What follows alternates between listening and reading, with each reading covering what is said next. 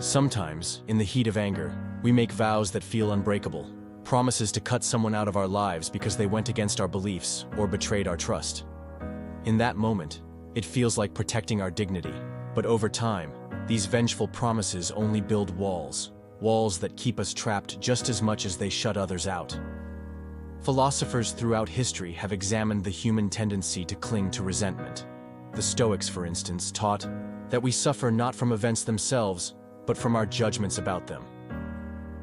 Epictetus once said, "What upsets people is not things themselves, but their judgments about these things."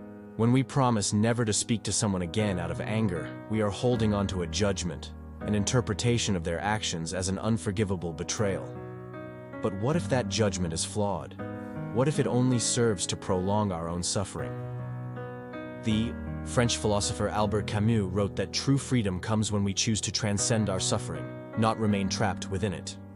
When we hold on to a vengeful promise, we surrender our freedom to the past. Instead, we can choose to rise above it, recognizing that people are complex and flawed, just as we are. Letting go of a vengeful vow is not a sign of weakness. It's an act of strength, an acknowledgement that clinging to bitterness limits our potential for growth and happiness. Forgiveness does not mean forgetting or condoning. It means freeing ourselves from the prison of resentment and allowing room for healing and understanding. Today, take a moment to reflect. Are you holding on to a vow that only deepens your pain? Will you choose to stay within the walls that continue to narrow around you, or will you allow yourself the freedom to let it go and choose peace and reconciliation instead?